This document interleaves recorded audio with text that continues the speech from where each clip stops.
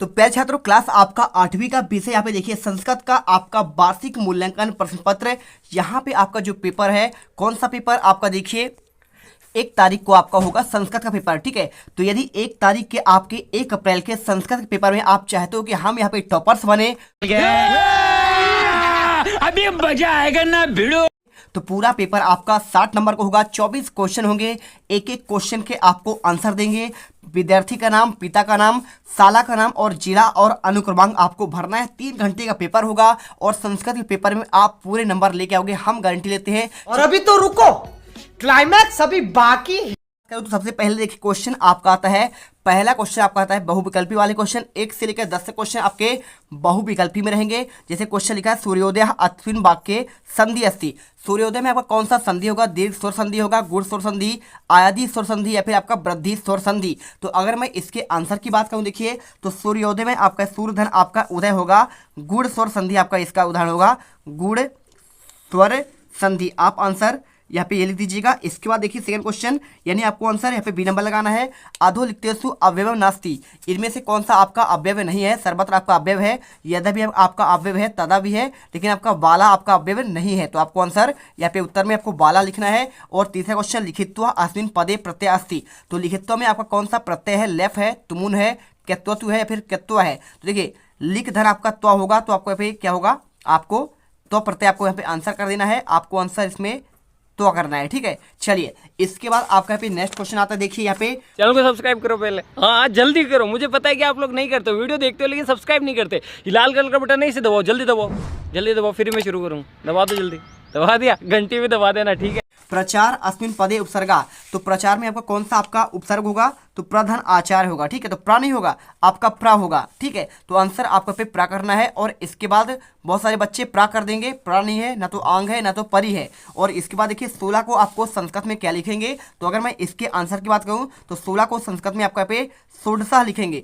द्वादश यानी 12 होता है, पंचदश यानी आपका 15 होता है, चतुर्दश यानी आपका 14 होता है। आपको पे आंसर कर देना है षोडशः। ठीक है, चलिए इसके बाद क्वेश्चन, संप्रदान कारक का विभक्ति कौन सा होगा? तो संप्रदान कारक का प्रथमा होगा, द्वितीय होगा, तृतीय या फिर आपका चतुर्थी। तो अगर मैं इसके आंसर की बात करूं, देखिए संप्रदान कारक में आपका यहाँ पे चतुर्थी होता है, तो आंसर आपको यहाँ पे चतुर्थी आपको यहाँ पे लगा देना है। और इसके बाद क्वेश्चन देखिए यहाँ पे, पठति इतस्मिन् पदे लकारा अस्ति। पठति में कौन सा लकार है? लोट लकार, लंगकार, लंगलकार या फिर आपका लिट लकार। तो अगर मैं इसके आंसर की बात करूँ तो देखिए पठति में आपका यहाँ पे जो है आपका इसमें लट लकार होगा। तो आंसर आप यहाँ पे लट लकार यानी आपको वर्तमान काल करना है, और लिट यानी आपका भविष्य काल होता है, लोट यानी आपका होता है चाहिए अर्थ में, लंग यानी आपका होता है भूतकाल। और अश्वः क्या होगा? अश्वः देखिए धावता होगा, धावंती होगा या धावती होगा या धावसी। देखिए अश्वः जो आपका लिखा है ना यहाँ पे, तो इसका आंसर देखिए जो आपका बहुवचन जब आपका होता है तो यहाँ पे आपका धावंती होता है, बहुवचन के साथ आपका अंति लगाता है। और इस बार स्वगतम का आपको संधि विच्छेद करना है, तो सुधन आपका आगतम होगा। तो सुधन आगतम कहाँ पे? आपको बी नंबर पर है। स्वधन आगतम नहीं होगा, स्वधन आगतम नहीं होगा, तो आंसर सुधन आगतम कर देना है। चलिए अब इसके बाद क्वेश्चन देखिए यहाँ पे, पंचमी विभक्ति में आपको कौन सा रूप आएगा? वृक्षात होगा, वृक्षस्य होगा, वृक्षम होगा। देखिए वृक्षम आपको द्वितीय में होता है, वृक्षा आपका चतुर्थी में होता है, और वृक्षास आपका पे देखिए यहाँ पे आपका षष्ठी में होता है, और आपका पे वृक्षात होता है पंचमी में। तो आंसर आपका पे वृक्षात कर देना है। ठीक है, वंछात यानी अपादान कारक में यूज होता है। और क्वेश्चन देखिए आपका 11 से लेकर 20 तक क्वेश्चन, यहाँ पे आपको 100 पाठ पुस्तक से आपको श्लोक लिखना है। तो श्लोक आपका बहुत ही सिंपल है, आपके जो पार्ट में लिखा होगा विद्यादाति विनियम वाला, तो आप चाहो तो जो आपको अच्छा लगे आप कर लीजिएगा। क्लास 8 में अगर बात करूं तो देखिए अगर मैं इसके आंसर की बात करूं तो मनसा वच सत्यम स्मरणीयम, वचसा सत्यम वदनीयम, लोकहितम मम करणीयम, लोकहितम मम करणीयम। ठीक है, न भोग भवने रमणीयम, न च सुखसैने सैनियम, अहर्निशम जागरणीयम, लोकहितम मम करणीयम। तो आप चाहो तो ये वाला लिख दो या फिर आप ये वाला, यहाँ पे जो आपको अच्छा लगे आप यहाँ पे कर सकते हैं। और इसके बाद देखिए संधि करना है, तो सत धन आपका जन का हो जाएगा सज्जना होगा, और देवधन इंद्रा का आपका हो जाएगा देवेंद्रा होगा, और जगत धन आपका इसका होगा जगदीश होगा। तो आप अच्छे से यहाँ पे वीडियो को दिल से लाइक कर दो, क्योंकि हम आपके लिए बहुत मेहनत करते हैं। और इसके बाद क्वेश्चन देखिए 13वां, अधोलिखिता नाम अव्यय पद प्रयोग करके इसका वाक्य में निर्माण करना है। तो अगर मैं इसके आंसर कर दूं माता चा पिता चा, देखिए आपको पे अव्यय करना है, माता चा पिता चा आपका पहला हो जाएगा, चा का आपका उपयोग कर दिया मैंने। अपी में देखिए सीता अपी रामेण सह वनम गच्छति। इसका मतलब हुआ सीता राम के साथ यहाँ पे वन को गई थी, और एब यानी होता है ही, तो राम ग्रह एब आगंतुम, राम अवश्य घर आएगा। और इसके बाद यहाँ पे देखिए उपसर्ग को आपको पृथक करना है। तो देखिए बी धन जय आपका उपसर्ग आपका पे बी है और जय आपका यहाँ पे शब्द हो जाएगा, और आ और रोहणम, रोहणम देखिए आपको इसमें शब्द हो जाएगा। तो आप आंसर ये कर दीजिए। इसके बाद सुधन योग्य, तो सु कर दीजिए, इसमें आपका यहाँ पे प्रत्यय होगा और योग्य आपका यहाँ पे आपका शब्द हो जाएगा। इसके बाद आपको इस पे देखिए संख्या को आरोही क्रम में आपको लिखना है, यानी आपको बढ़ते क्रम में। तो अगर मैं बात करूं तो आपका सबसे पहले आपका देखिए एकादश आएगा यानी 11। इसके बाद आपका यहाँ पे द्वादश तो आपका है नहीं, त्रयोदश आपका है नहीं, चतुर्दश भी नहीं है, पंचदश है। तो आप यहाँ पे आंसर पंचदश कर दीजिए। और पंचदश के बाद देखिए पंचदश के बाद आपका षोडश है, यानी आपका षोडश यानी 16 होता है। और षोडश के बाद आपका यहाँ पे सप्तदश लिखा है तो सप्तदश हो जाएगा। और सप्तदश के बाद आपका यहाँ पे अष्टादश, आप यहाँ पे अष्टादश कर दीजिएगा। इसके बाद आपका पे देखिए आपका 9-10 लिखा हुआ है तो आप यहाँ पे 9-10 कर दीजिएगा, 9-10 आपका पे आंसर होगा।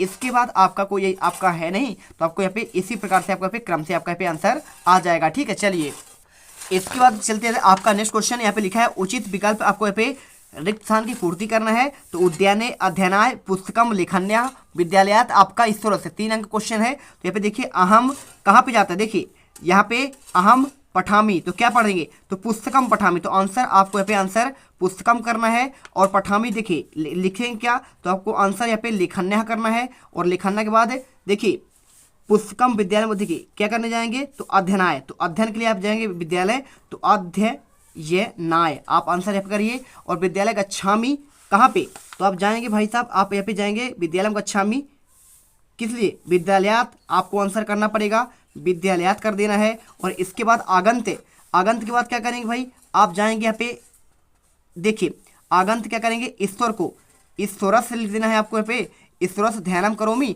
और सायकाले उद्यान आपको भ्रमण में जाना है तो आप यहाँ पे उद्याने आंसर कर देंगे।